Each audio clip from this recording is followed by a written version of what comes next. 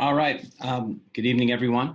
Once again, my name is Mark Swearingen here with Moon Prep. We thank everyone that's joining us today on our series of questions to answer, a webinar to answer all your questions about the college application process. We are honored today to have Michaela and Lindsey with us, two of our college application counselors. If anybody can answer your question, those two can. So they will be spending the next they answering all the questions that you have. If you'd like to ask a question, you have the option to raise your hand, and we will turn on your microphone. If you would rather just type your question, you can use the Q&A box and type in any question you like, and they will go ahead and answer any questions that you have.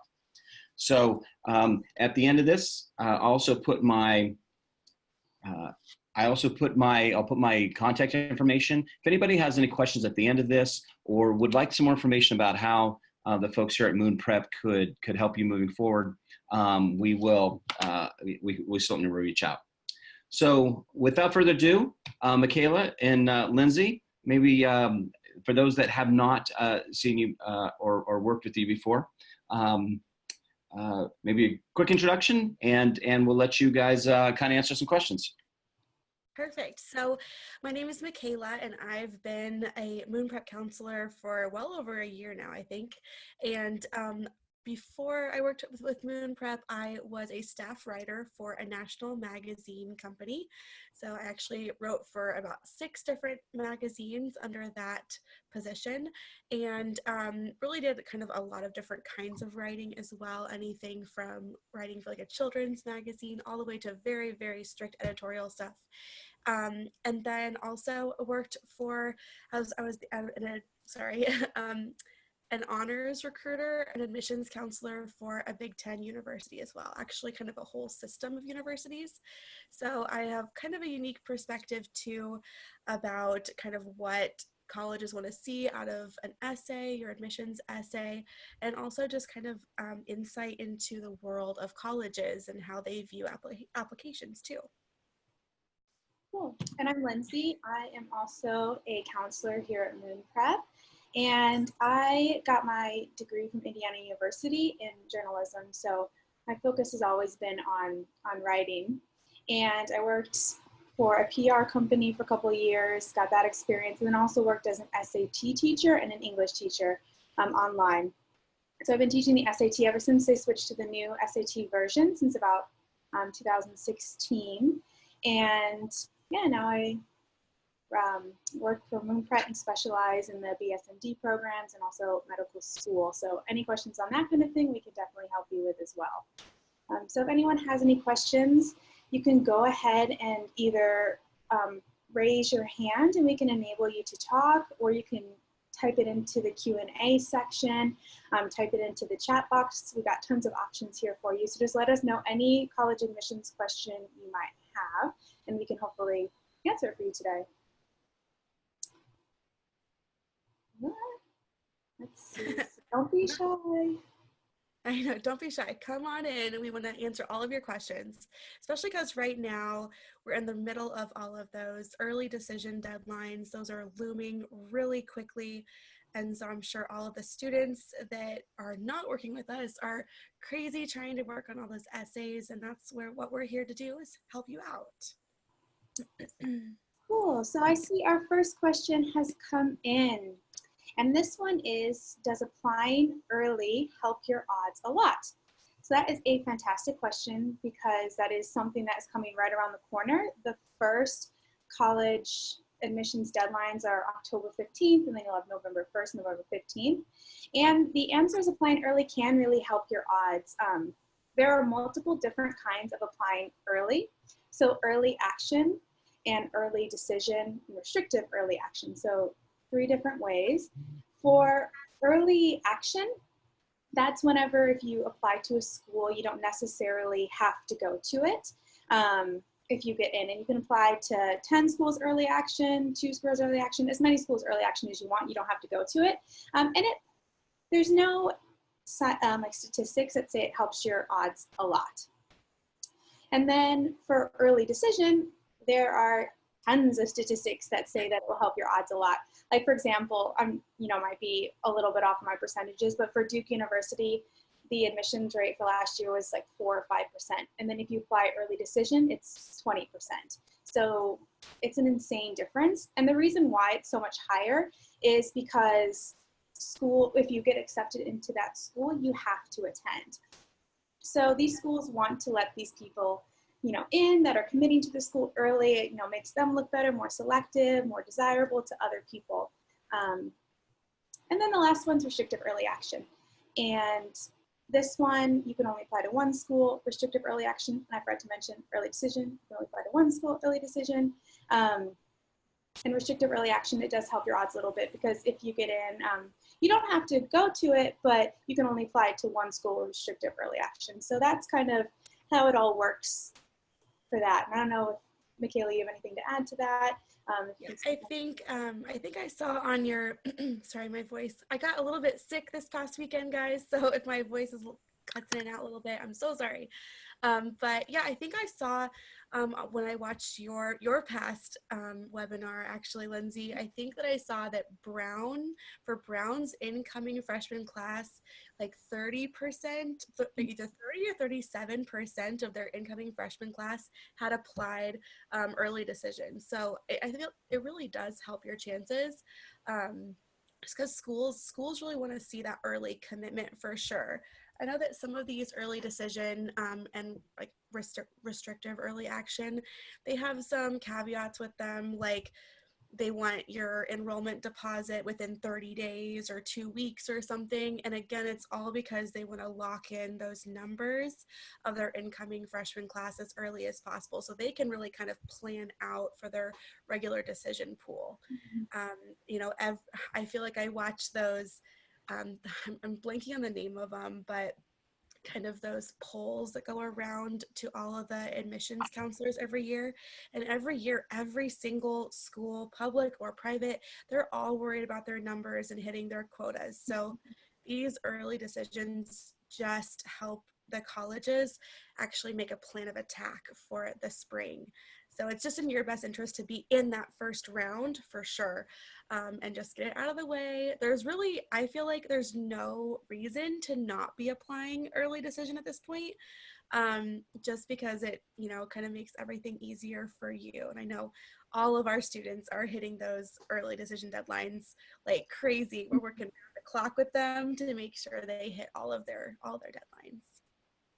Any other questions that you guys have over the application, or especially essays, since both me and Lindsey both love to write? We've both been published quite a bit, so we'd love to answer questions on essays too. Mm-hmm. Oh, I see we have one. Let's see if I can let them talk. That might have to be you, Michaela. Oh, okay. With talking. I'm not seeing, is it a raised hand? Yeah. Yep, a raised hand. Where is it? Oh, okay. I see something. There we go. Okay. No. Okay. I'm going to promote you to panelist so you can speak. There we go.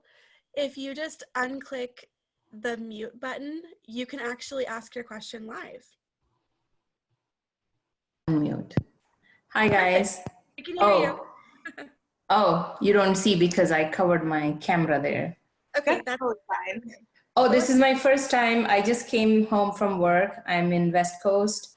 I have twins who will be applying in 2 years, but I'm a crazy mom. Not crazy. Like that. So one question, at what time these girls have to start drafting their essay? These are really targeting early application. I'm not sure by the time they reach that spot how far they would be, but so far the goal is get it out of the way. You can enjoy the Christmas or whatnot. That's mom's plan, but I don't know how they will do. But when do you guys think that they should start drafting the essay? Again, these are planning to go for summer internship programs this year. They are, what are they? They are sophomores.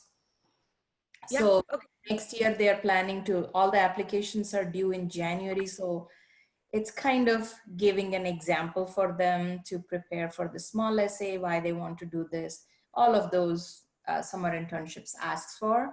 But coming to the final point of applying in their senior year, how early you guys recommend they should start drafting the essay, and is there a reference we can look at from you guys? And I don't know. I think I'll stop here. No, you're fine.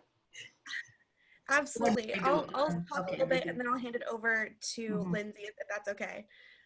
So honestly, I always tell my students to go into those summer experiences with almost like a journal and write down daily things that would really kind of tie into their future major, any really big thing. It can be something small as, I don't really know an example, but it can be something small as the first time they enter a lab, or, if it's a research camp, kind of what their feelings are, and just try to connect that to their future major. And again, I'm not sure what their future majors are, but basically, I really recommend kind of going into those experiences almost about the essay. And you can start looking at the colleges, like you can start making a college list right now. Like in my sophomore year of high school, I started my list of private scholarships, which I did a scholarship presentation webinar just really recently. If you missed that one, we can probably send it to you. And then also I started my college list my sophomore year so that I could know the essays in advance. And then I can start thinking about this over the summers. So sophomore year is not too early. And I love that all the different summer camps, like it's almost like a little mini process, almost like a mini admissions process. So it gives them a lot of great experience about getting recommendations, and some of them, require essays and things too. So it's a really good practice. And I just honestly recommend starting those essays as early as possible. Like they should probably start drafting them, really the summer before their senior year. Because once their senior year hits, honestly, this is happening to all of my students right now. They have so many, tests and exams and homework already. And so, the students that I started working with in July that got their Common App essays and everything done in advance before the school started. So now we just have little supplemental essays. They're so much further ahead than the students that jumped on in September. So really the summer before their senior year, they could start writing those essays, at least have an outline, and then try to get them done before their senior year. Lindsey, do you have anything to add to all that? Yeah, I think that's perfect, because for like the Common App, those prompts that you get to pick between like 7 prompts. They will usually be confirmed in like January of, the year before you're supposed to be applying. So you could really start whenever you want, but you don't want to miss out on adding in some of your summer activities or your school year activities. Like you're not going to be the same person in January as you are in October, or August. So yeah, I'm totally with Michaela. Start it in the summer and then get the prompt, the Common App Coalition prompt out of the way as soon as you can. And then the second or the supplemental prompts will usually open up in August around that time. And then you can, get right into those and knock out as many as possible. Because my experience is the exact same as Michaela. The students who are on it and get it done, like they are so much happier because their senior year is so busy, so much going on, and students always think they can handle it because it's only writing, another essay. They do it all the time for school. But this isn't just another essay. It's, really, it takes a lot of time. It takes a lot of drafts sometimes. So the more advanced or the more earlier you can start, the better. They will be so busy. I can see this year itself, it's going nuts with homework, and we'll see. I have 2 to deal with, so it's a process. Yep, it's just beginning.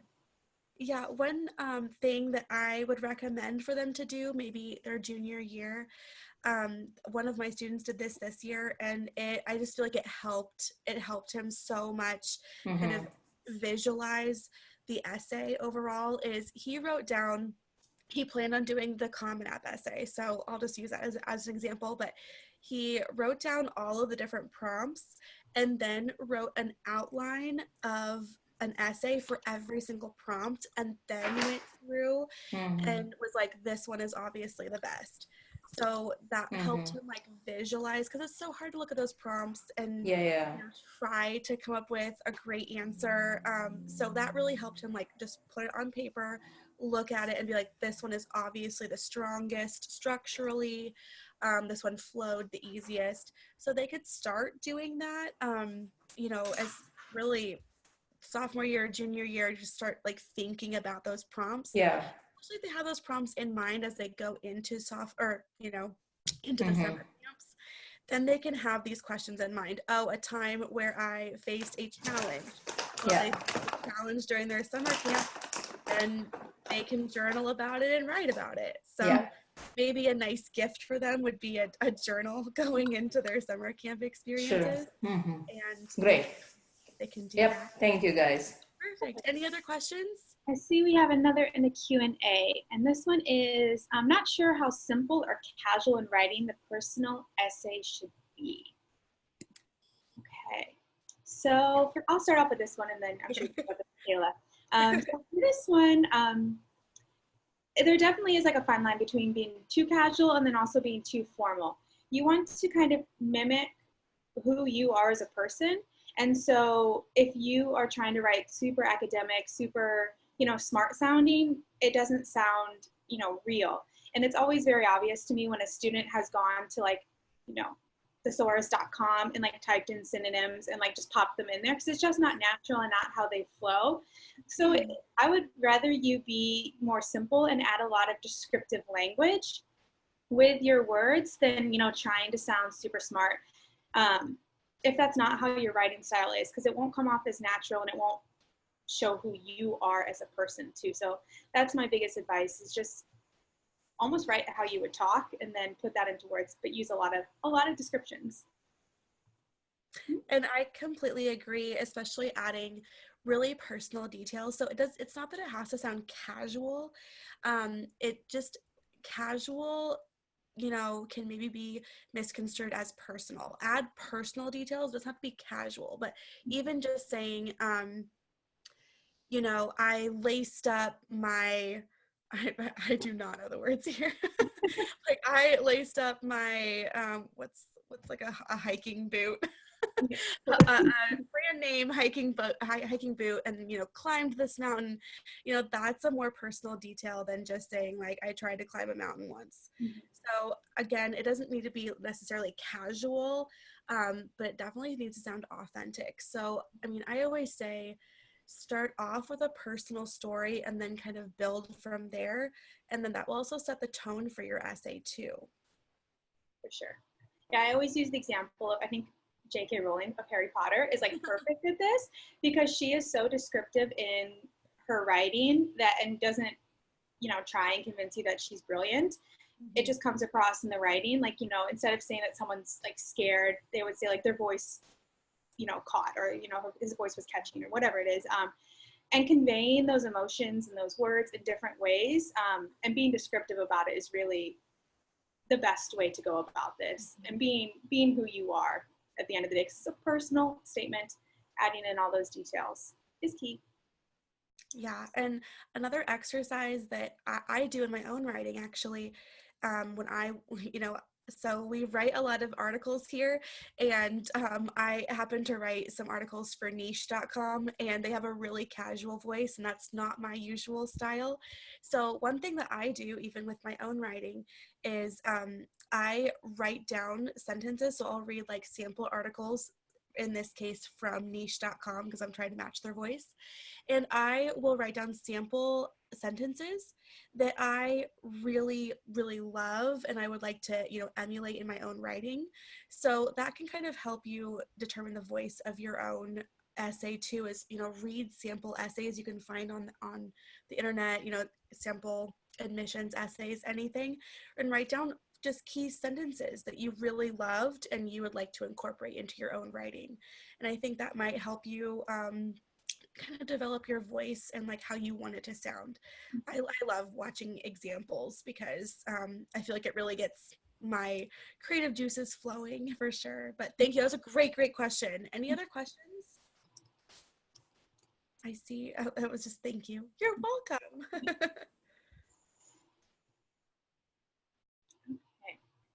We have another one. So what can younger students do now to help get ready for college applications? Is ninth grade too early? Great question. Do you want me to go or do you want to I take can it? start with this one. So yeah, ninth grade is definitely not too early. And it definitely depends on what your college goals are. If you're gonna go for a super competitive school, like if you have your eye on like an Ivy or a competitive program like a direct admit medical program, like a BSMD program, you should be starting at ninth grade because you have to really build up your resume before you go into college. You can be getting really heavily involved in, you know, a couple key activities. You don't have to join 50 clubs. You can join 5 clubs and, you know, really enjoy those and have leadership positions, you know, take those interests that you have to the next level. You can start be thinking about, you know, your AP classes you want to take. Start taking the SAT or ACT in 10th grade or 11th grade.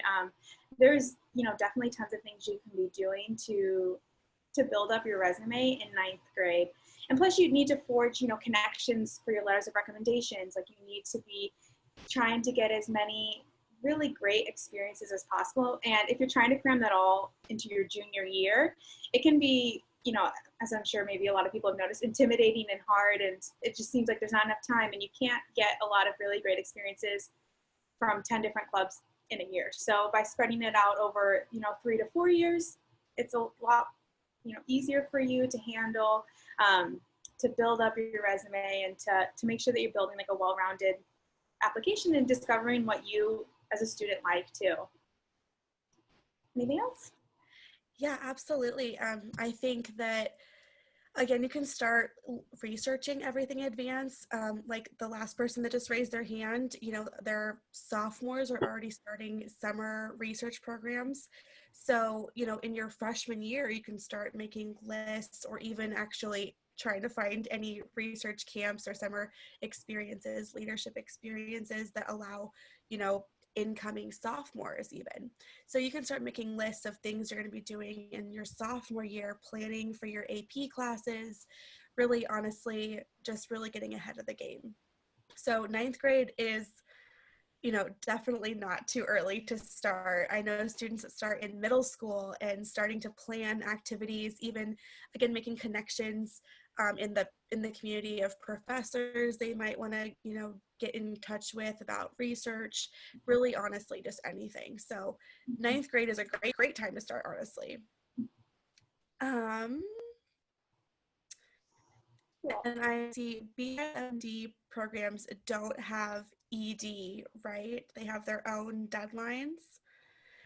So in my experience, they do have their own deadlines, but they usually coincide with ED. They'll just be like, the BSMD program will have a separate step. So most of the time they do have ED, but it's like their own deadline kind of. I mean, I feel like I'm not explaining that very well. Lindsey, am I off there? No worries, I could take over, yeah.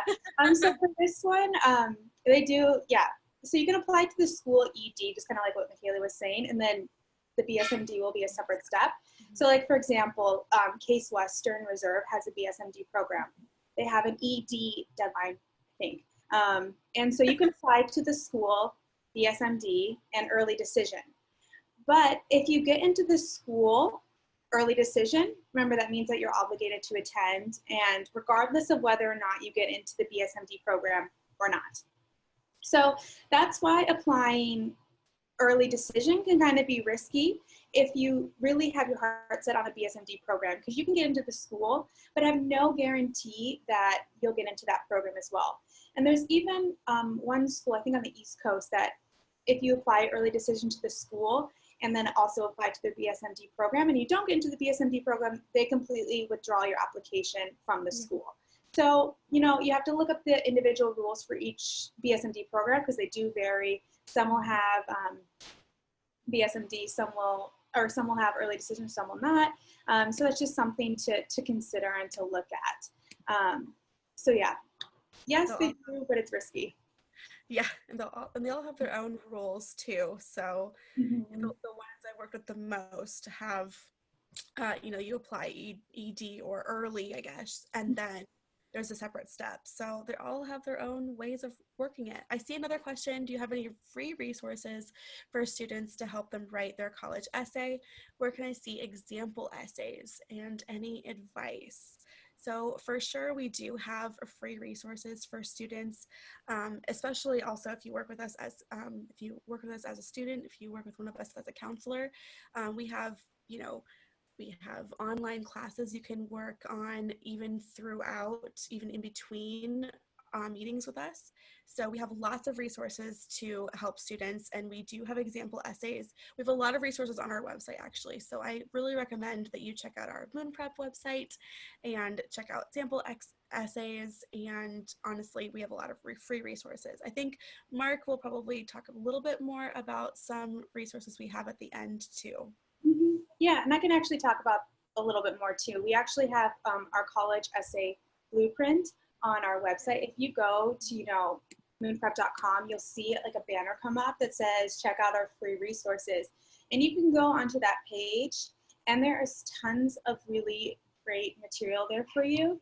Because I know it can get really confusing when you're looking online. There seems to be a lot of conflicting advice. But we have a college essay kind of blueprint that is filled with like tons of insights on how to write your essay, includes past examples of essays that worked, and we explain why they worked. We help you with like a junior year checklist with, our past webinars are even on there that you can look at. Like there's tons of material up there for you to look at. So it's a really great resource for you to look at. It's all free. So remember, just go to our website, you'll see that banner pop up. We also have a column on Forbes, and we write tons of advice columns on admissions for, getting into the U.S. military academies, BSMD programs, medical school, applying to like in different kinds of medical schools, different kind of summer camps.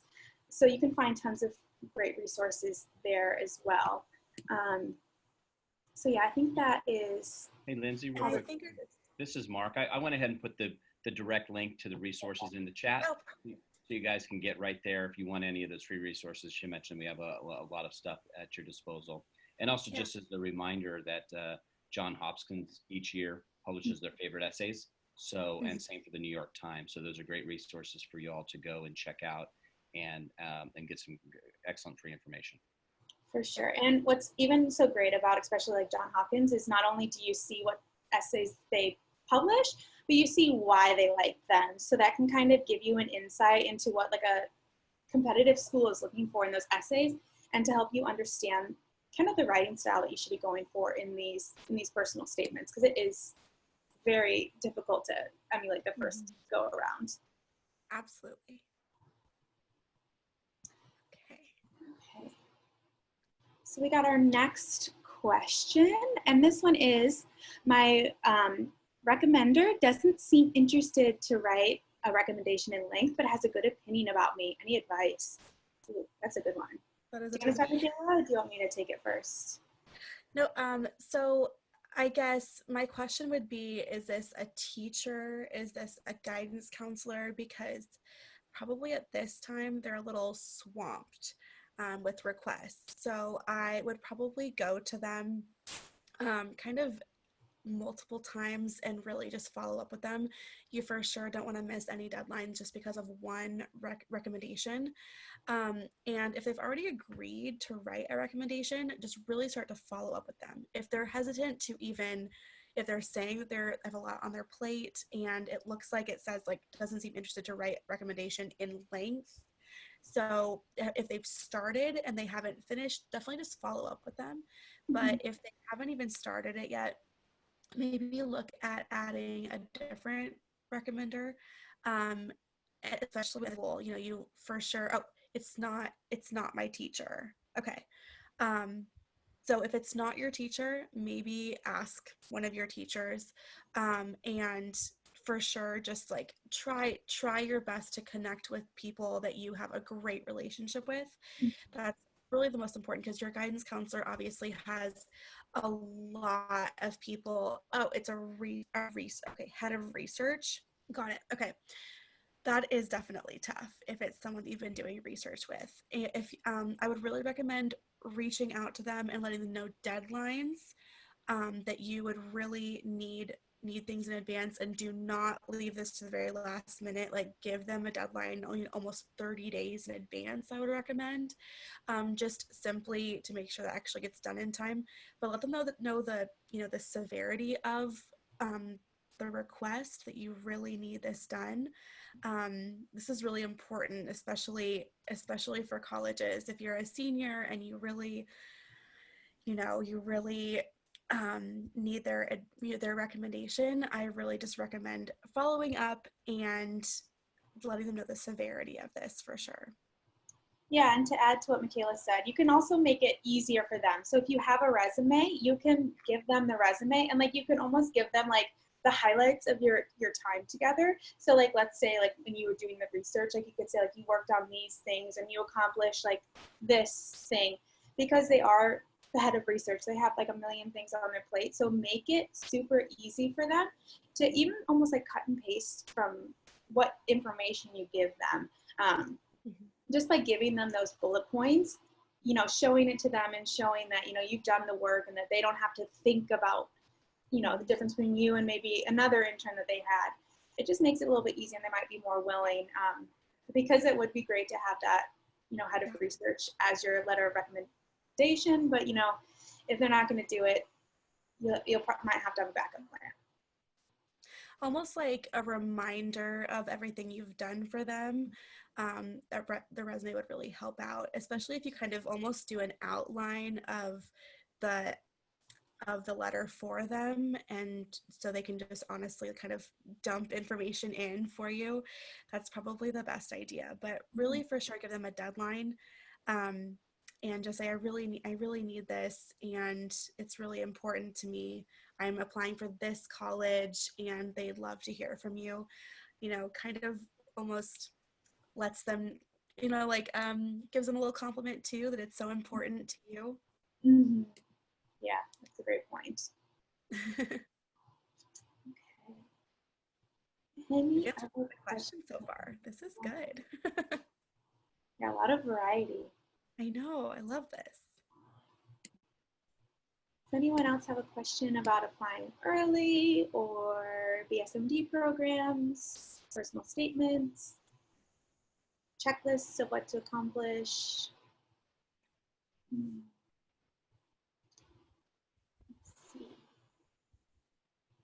Anybody want advice on their essay topic or anything like that? Or the role that a parent should be playing at this time?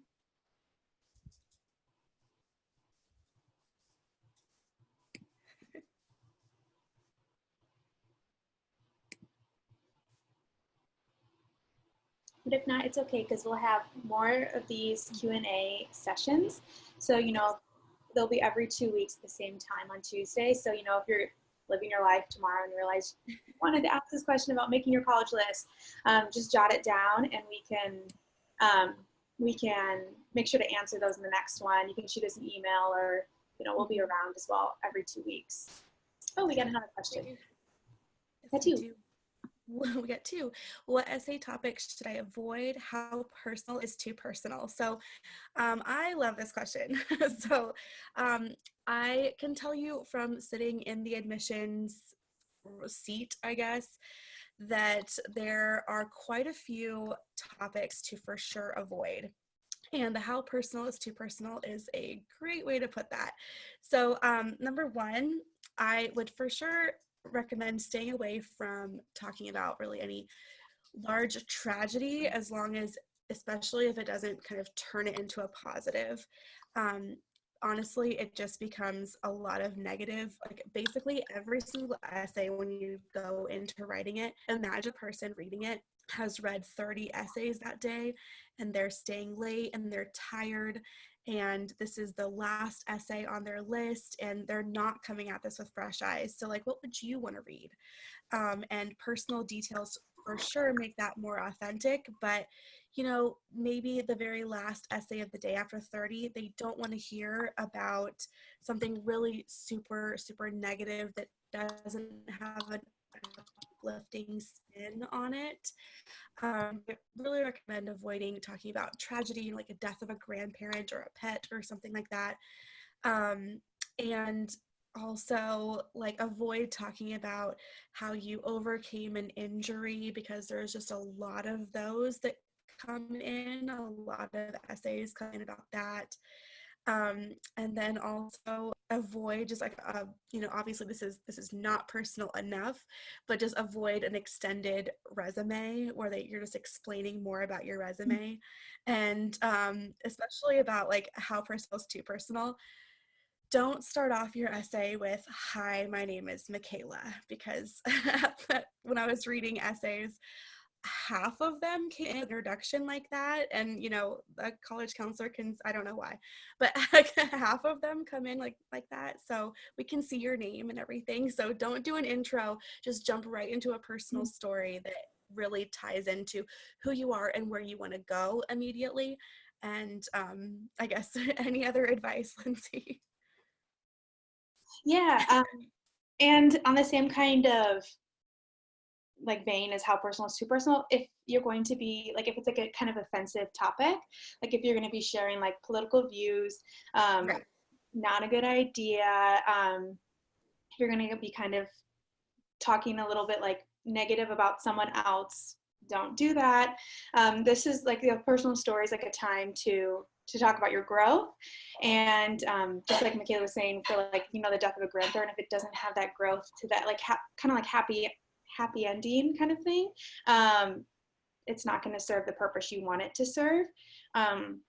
But also, like, you know, even if you do have something like that's like highly personal, would make a great personal statement, if you don't feel comfortable talking about it, then don't talk about it. Like, don't be convinced to talk about it because your parents say that this is like, you know, something you should talk about. Like, it has to be your story, and it's only what you're comfortable talking about. So even if you did experience like a traumatic death that then like turned you on to like your future path to medicine or whatever it is, and you don't want to talk about that, you don't want to share that piece of your story, that's fine, that's up to you. Don't feel pressure that you have to tell it, even if it is a big part of your story, because it's your story, you own it. So consider that as well. All right. Okay, and I'm seeing other questions come in.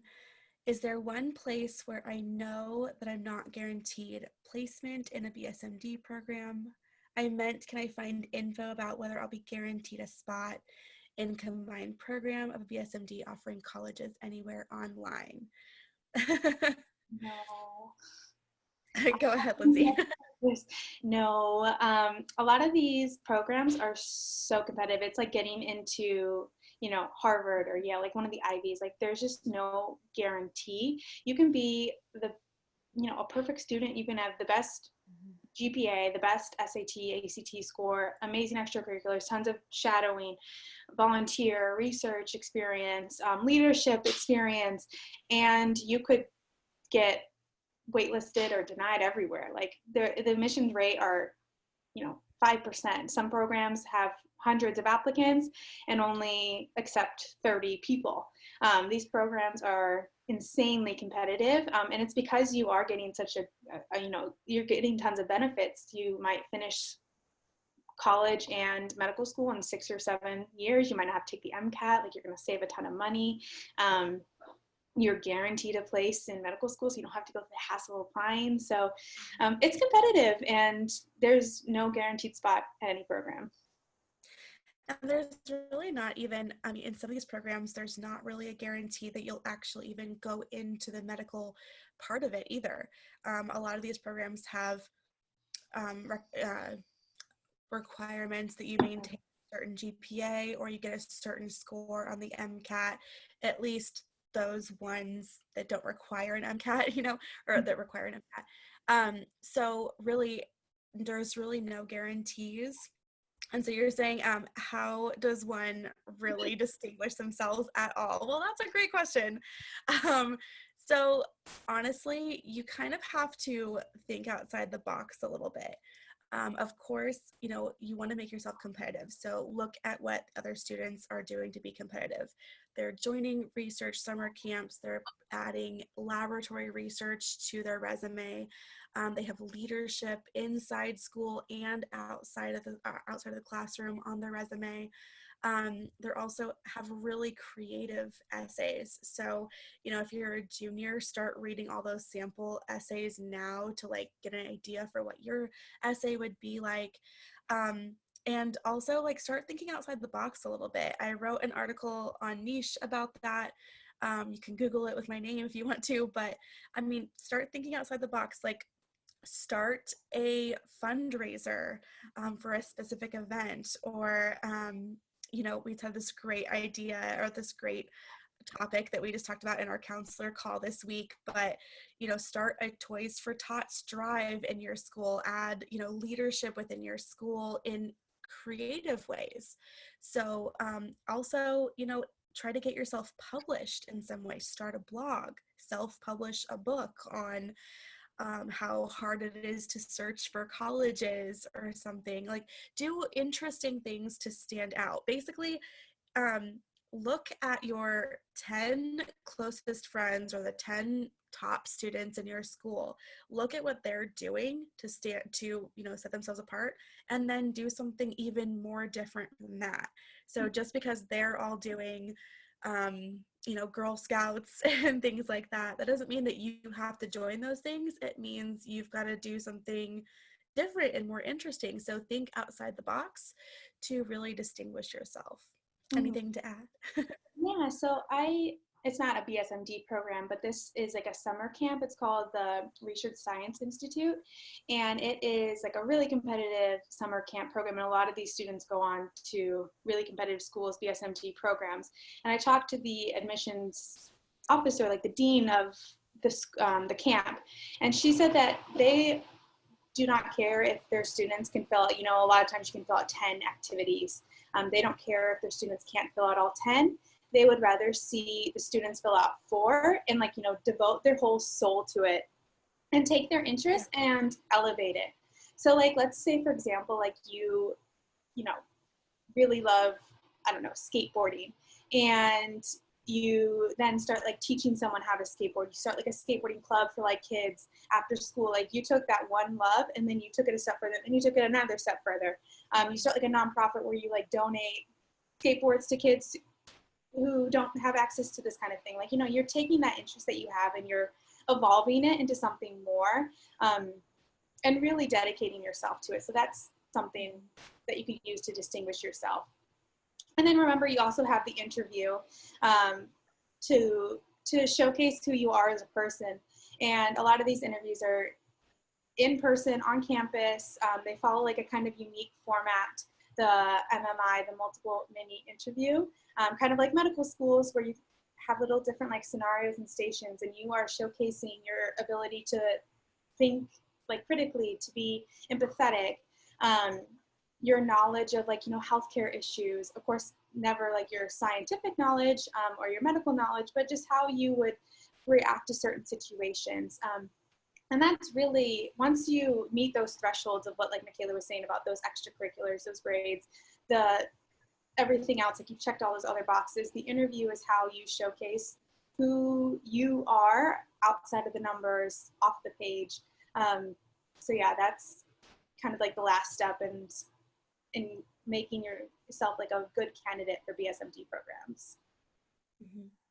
Okay, I like all the BSMD questions. Yeah. Do you want to take this, or do you want me to? I can do it. So can a personal essay be written, any medical related stuff, and not match with BSMD specific essay? Okay, so I think what you're asking here is, can the personal essay not have any medical related stuff? Is that right? I think so. That's how I took it. Is Okay. Like, is the personal essay, can that just be about something other? And then the BSMD programs have Oh, okay. medical, You not can. have medical in it. So I think you're saying, can I have medical in my can I have medical in my personal statement and then also have the same medical in my BSMD essays? Okay. So Perfect. the answer is that's actually probably not a good idea because you're only then showcasing one side of yourself. The BSMD programs are going to get your Common App as well. And so if you're just showing them, that you volunteered at a nursing home, you shadowed a doctor, and you did some research, and you're just showing them those 3 examples twice, it's like then you only show them 3 things when you could show them 6 things that are different about you, that are unique about you. So the advice that I always give someone is, especially if they're applying to these like really competitive BSMD programs, like it just of course depends on the person and what their experiences are. But if they do have an experience or something that is like, really personal, really shows growth and shows their maturity, that's not so medically related, or just talk about one experience, then talk about another experience later, that's better. It's better to go deeply into one for your personal statement and then go deeply into the other for your BSMD. Don't like do half for both, if that makes sense. So it's better to focus heavily on one and then focus heavily on one if you're going to talk about medical in both. It just kind of depends on the person, what their experiences are, but definitely talk about different experiences. Anything else? Yeah, I really agree. Even though they might be the same but a different flavor, like you said down there, I really recommend for sure writing the personal essay about something personal. Get you like show them something that's not found on your resume, because the BSMD program is going to ask you, why are you going into medicine? Like why are you doing this? So that's where you can really kind of get deep about your health related experience on your resume. So your personal essay, I mean, you can say, I showed leadership in my household by taking over and doing meal planning when my dad was sick, and this organization really has drawn me towards the field of medicine. And then in your BSMD essay, start writing more about your love of the field of medicine and not talk about the meal prepping that you had to do while your family member was sick. So does that kind of make sense? Like you can allude to the fact that you want to go into the field of medicine, and like this personal experience does tie into medicine, but you're not making it all about that medical. Okay, sorry, I'm like seeing things go. Clearing it up. So it's just not all about your medical field. Or personal statement is completely no mention of medical experience or my career interest, but the rest can talk of medical experience. Yes. So I would make your personal statement separate, and then your other supplemental essays for the BSMD program can all talk about your medical experience, and we both recommend. Yeah, because you'll have like 4 supplementals sometimes for a BSMD program where you have to like talk about why you want to be a doctor, why this, why that. You have tons of time to talk about your medical experience. And so just like Michaela was saying, it just depends on what your experiences are. If you've got tons of medical experiences, then maybe you do want to talk about your personal statement, your personal statement. Or you can choose to split it up. I have one student who's going for BSMD programs, and his Common App has nothing to do with his medical experience. He's instead, talking about different like life skills that he's learned, kind of to help showcase a different side of him. Because remember, this is your one chance to become more than just your ACT number, your GPA, more than just like something on a page. Like this is your chance to come alive to them. So as long as your story is showcasing your personality, like maturity, growth, then you've done your job. And as long as every single essay as well is unique, that's also really important. And if you look at it, I mean, if you've chosen to go into the field of medicine, there's probably not just one thing that has made you want to become a doctor. There's probably 4 or 5 different events throughout your life that has really solidified this love of medicine.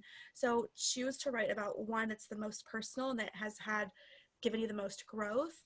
And then your supplemental essays can be the more resume building ones. So just look at all the different moments in your life that have led you to medicine, and hopefully that will help you cultivate a really good personal statement. Cool. Let's see, I know we're running low on time, so if we might have one more, we might.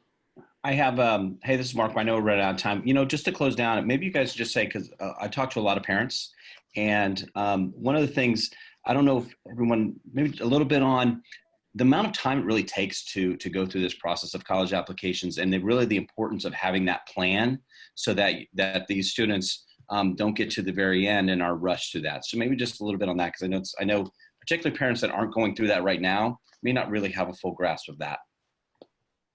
That is a great question. I will give you an example of one of my students. So they joined Moon Prep in July or August and wanted to get the Common App done before school started. So just as an example again, and again, we're doing like maybe 1 hour calls, 45-minute calls with them. We spent 4 or 5 rounds of editing on the Common App. So there was, 1 or 2 hours spent to brainstorming and really talking through some sample essays to really create the idea for the Common App essay. And then creating an outline, and then of course editing, multiple rounds of editing. So we probably spent probably 7 hours just on calls over the Common App essay. And then now we got that done before the school semester started, and now we're tackling about 2 supplemental essays per week. So my student I'm talking about is probably applying to 30 schools, and I would say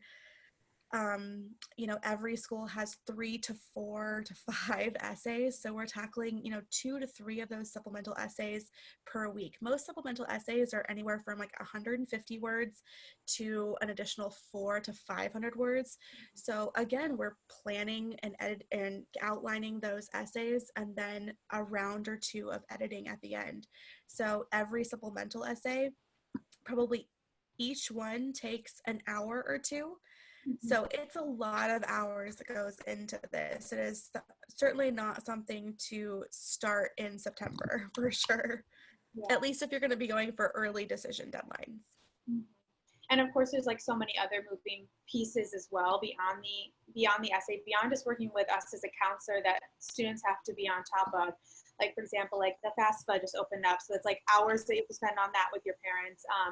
The scholarship search, that's another like big hassle. Just creating your college list could take months, weeks, like, depending on who you are as a person. Like, that's a lot of research too. And especially if you're applying to these really competitive programs like the BSMD or like a direct dentistry program, there's going to be multiple essays beyond just the ones you see on the website. So you might have 8 in some cases. So I think that our numbers say that, for working with a counselor, it's between like 40 and 50 if you're applying to those like really competitive programs. That might be off a little bit, but that's just hours that they work with us. And the students put in tons of hours outside of it, writing and doing their own research. So it's not something to take lightly. It does take a lot of time, and that's why starting, as Michaela was saying earlier, earlier in the process, earlier in the summer, like the better. Yeah. These seniors have a full-time job for sure. They do. They really do. Well, thank you for that. Extremely important, and it's something I'm going to take that snippet and use that as my answer, because you guys are making it much more eloquent than I can. I thank you guys again. We appreciate everyone for showing up today. I just put my email out there. If anyone wants a little more information, so they don't have to feel that stress of doing it by themselves, of what we just talked about, please reach out, and we can. We'd love to help in any way we could. And if you have any other questions, please send them to me, and I'll make sure to get them to Michaela and Lindsey, and we can get them answered. Reminder that we're going to have another one of these in 2 weeks. You'll be getting notifications. If you signed up for this one, you're going to be signed up for that one.